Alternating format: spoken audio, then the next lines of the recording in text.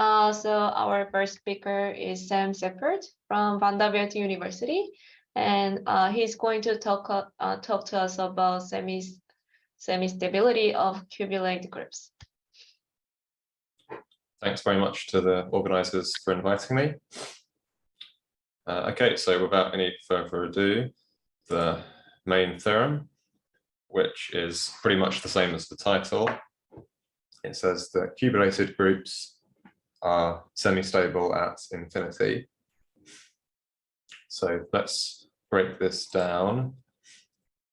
A finitely generated group G is cubulated if it acts properly and co-compactly on a cat0 cube complex X. And there'll be some pictures a bit later, and I'll give some examples of cubulated groups. And then semi-stable infinity, we say that G is semi-stable at infinity if any two proper rays in X converging to the same end are properly homotopic. So here's a cartoon picture inside X with rays R and S. They don't have to be geodesic rays, so they might wiggle around a bit, but they do go off to infinity, being proper rays. And we're asking for their properly, and if they go to the same end, then we ask for their properly homotopic. So the homotopy between them is a proper map. Or intuitively, you can think of this as saying that points which are far out on R will remain far out during the course of the homotopy.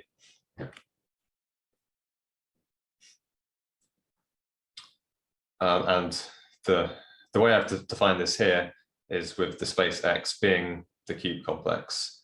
But you can also define semistability with any simply connected cell complex that the group acts on properly and co-compactly. And it's independent of the choice of space.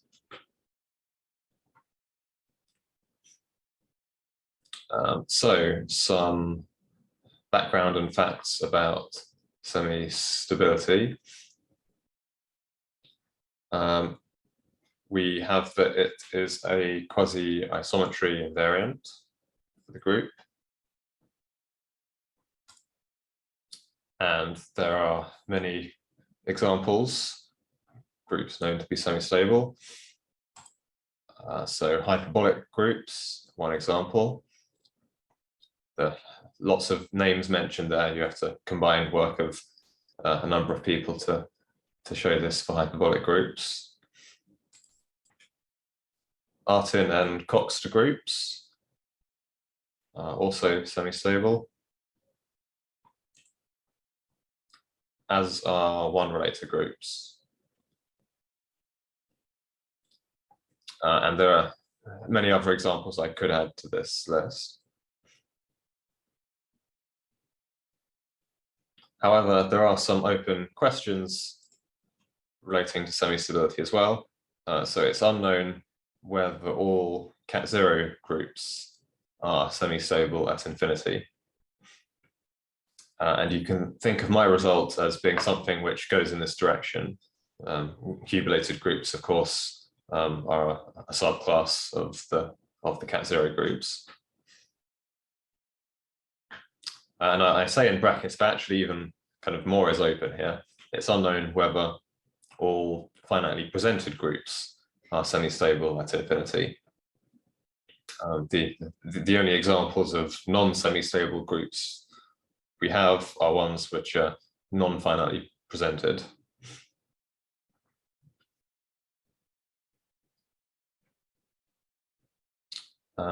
Yeah, and maybe I'll also mention out loud that there is also another notion called the fundamental group at infinity, which is closely related to semistability. It's another quasi-isometry invariant. So there is some wider theory that the semistability fits into as well.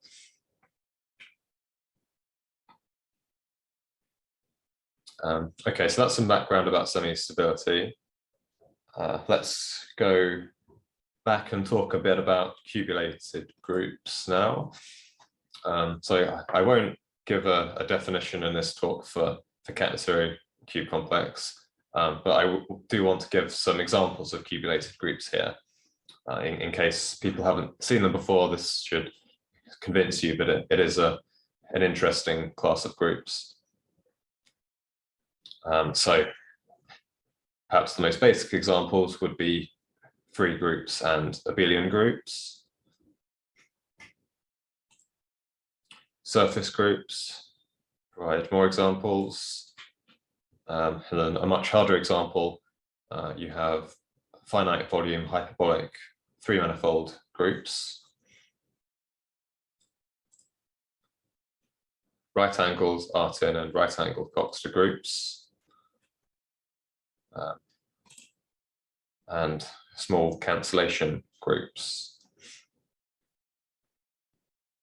And again, there's many more I could add to this list. It's been a sort of active area of research in the last 20 years or so, studying cubulated groups and finding examples of them. I should also note that the particular groups that I've listed on this slide were already known to be semi-stable. And indeed, you can use the examples on the previous slide. Things like being hyperbolic and so on can be used to show that these particular groups are semi-stable. So my result doesn't tell you anything new about these particular groups, although it does give an alternative proof for semistability of those groups.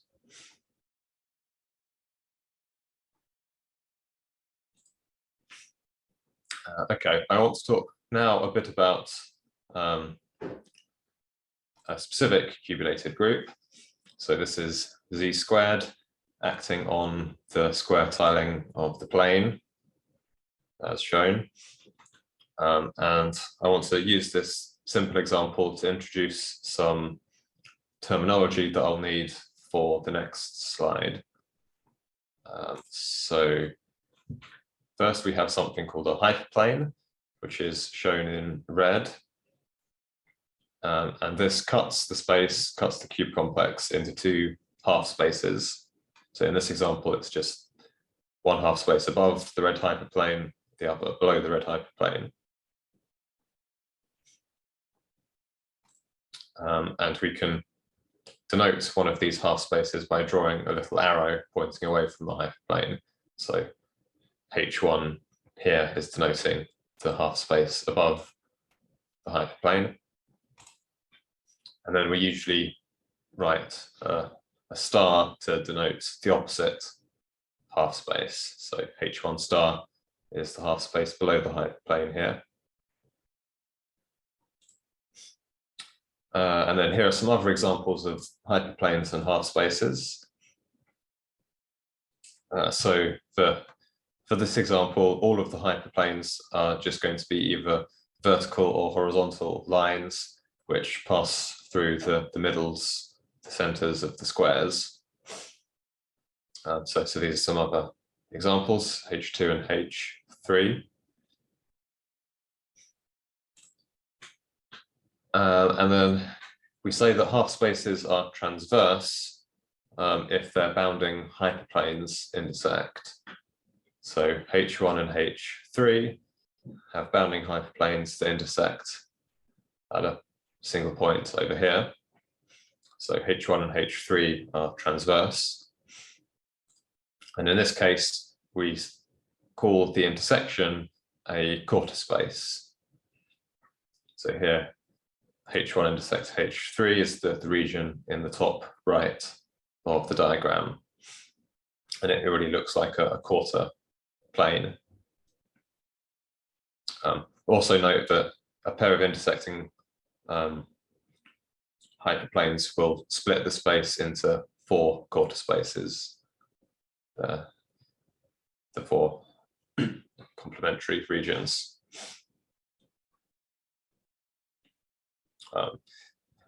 So all of these notions are very easy to see for this example, but these can also be defined for any cat-zero cube complex. but the quarter spaces and half spaces may look more complicated. Here they just look like quarter planes and half planes.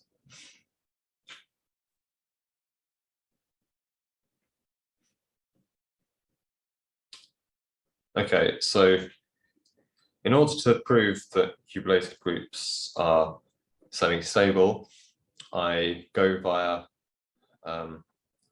another theorem. I prove another theorem, which is as follows. Let G acting on X be a one-ended cubulated group. Then there is another cubulation, G acting on Y, with one-ended half spaces and deep quarter spaces. So let me say what deep quarter spaces means. So a quarter space is deep if it is not contained in a bounded neighborhood of the intersection of the bounding hyperplanes. So with the z-squared example again, the quarter space H1 intersects H3 we were looking at, this is clearly deep because the intersection of the hyperplanes is a single point.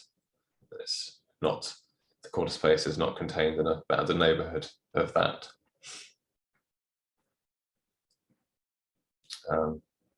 Yeah, so for this example, we actually, the theorem doesn't really tell you anything. In this example, the half spaces are already one-ended and the quarter spaces are already deep. So you could just take X equals Y. But in general, you could have G acting on X being something that doesn't have one-ended half spaces and doesn't have deep quarter spaces. And this theorem is saying that you can modify the cubulation in some way, so replacing X by Y in order to get these two properties.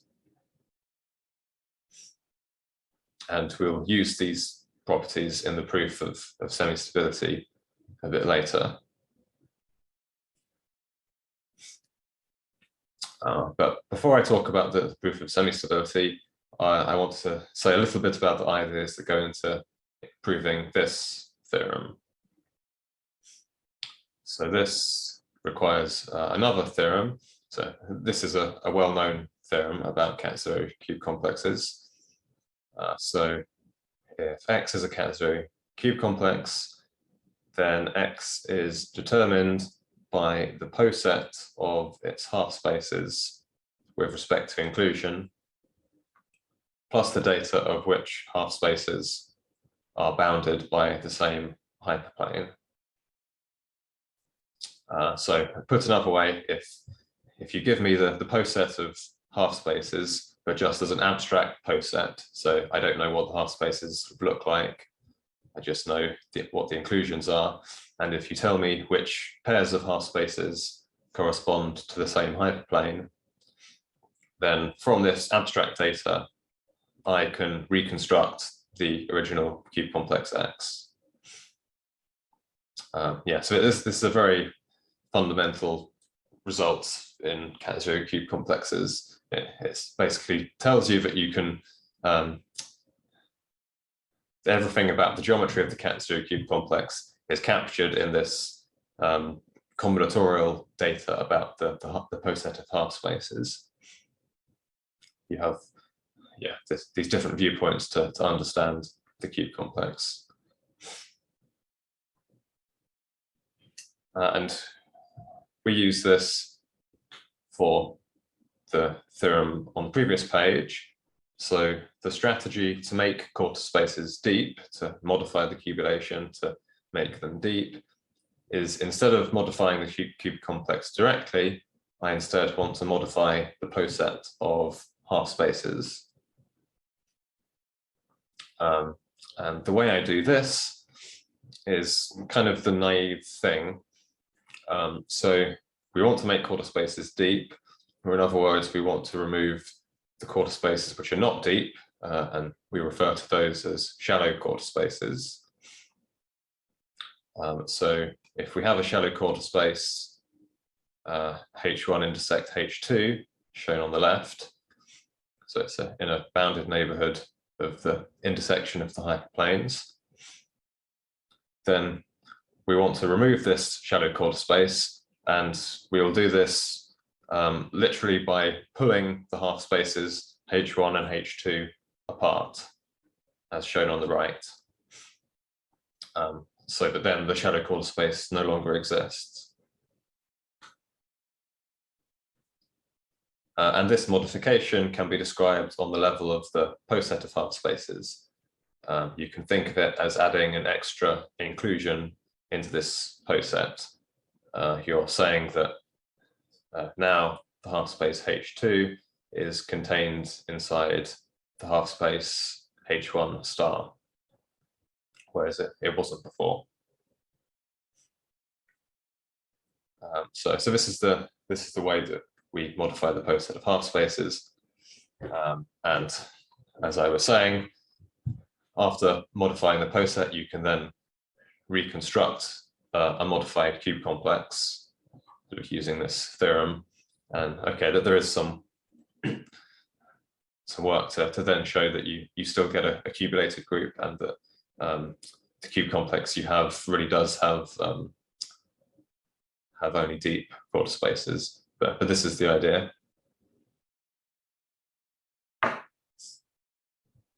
And then the other part of the theorem that we wanted one-ended half spaces.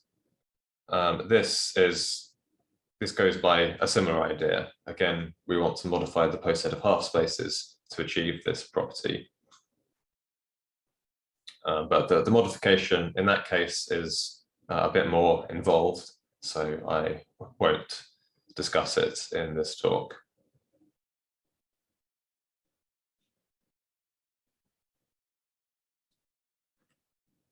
Okay, let's now return to the main theorem, and let's see how we can prove that cubulated groups are semi-stable at infinity. And this proof will be a pretty much complete proof. The hard part of proving it is really the theorem I was just talking about modifying cubulation. Okay, so we have our cubulated group G, and we will assume that it is one-ended. There are results from the literature we can use to reduce to this case. And then by the theorem 2 slides ago, we can also assume that the cubulation has one-ended half spaces and deep quarter spaces. Right. So now there's a bit of setup. So let's take a geodesic ray R, and this picture is going on inside the cube complex, and take a compact set C. Then take the cubical convex hull of C.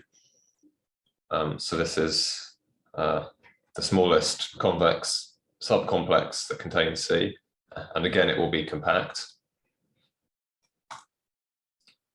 Then consider a loop alpha, which is outside of the convex hull and based on the ray R.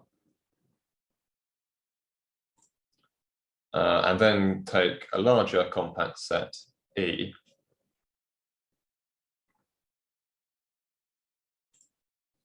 And our task will be to show that alpha is homotopic relative to R to a loop outside of E by a homotopy that avoids C. If we can show this, then semistability follows. So that there are various different formulations of semistability, and one of the formulations is exactly this. It's this ability to push a loop outwards with a homotopy that avoids a given compact set. So this is what we want to do. We want to push alpha outwards outside of E. And of course, we want to use the assumptions we have about the half spaces and quarter spaces. So we need to draw some half spaces, and we can draw some half spaces like this. So let me explain what these half spaces are. So if we start at the base point on alpha, we know that this is outside of the convex hull. Therefore, there must be some half space containing the base point. So this will be this red half space. And this half space is disjoint from the convex hull. So really here I'm using the fact that the convex hull is an intersection of half spaces, which is another standard thing for cat-zero cube complexes. So alpha starts off in this half space disjoint from the convex hull. And as you go along alpha, well, you might leave this half space, but if you do, then you must be entering some other half space, which is again disjoint from the convex hull. So you can keep going like this as you go around alpha, and you get some finite sequence of half spaces, all disjoint from the convex hull. And it's these half spaces that we're going to use to push alpha outwards. So the first part of that argument is we consider the points on alpha which are in the quarter spaces. These are the quarter spaces formed by consecutive pairs of half spaces in this sequence. Okay. And we have the assumption that the quarter spaces are deep. So we're able to choose green points which are really far out in each of these quarter spaces. So they're outside of E, and we want to push the blue points out to the green points.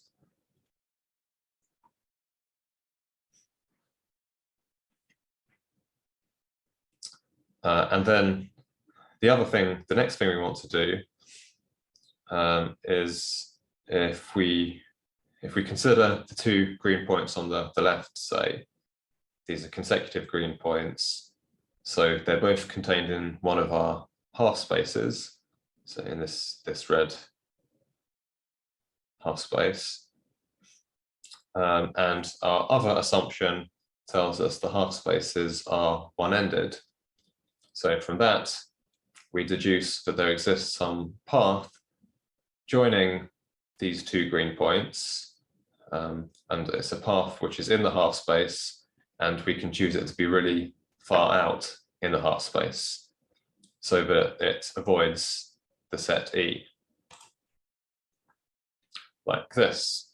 So some path joining these two green points, and we can do this for all consecutive pairs of green points. So this gives us an entire green loop outside of E that again passes through this sequence of half spaces. And then the final thing we need to argue is that we can homotope the blue loop alpha onto this green loop in such a way that the homotopy avoids the set C.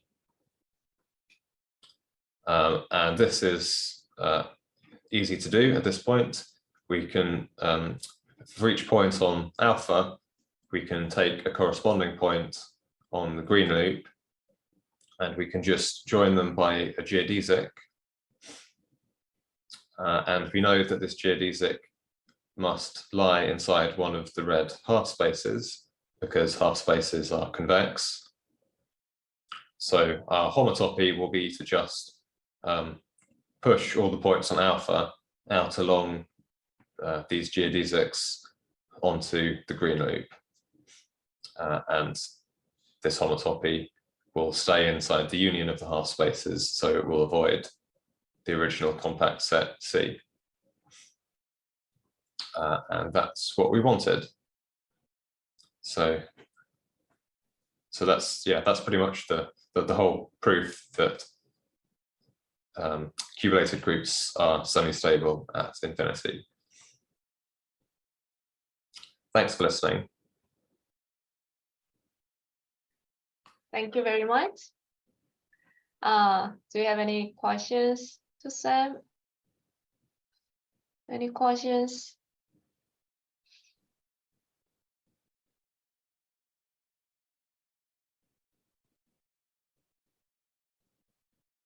Then can I ask one more question? What is your following project then? Like, do you have any project related to this topic? No, I don't. I'm not working on semistability at the moment. I see. But yes, I have other projects which are to do with cubulated groups. I see. This is one of my big interests. Mm-hmm. I mean, the natural next question would be to try and tackle the question of, are all cat zero groups semi-stable? But yeah, I have no ideas how to extend this sort of proof to that setting. Yeah, that's true. Okay. Thanks again to Sam. Thank you, Sam.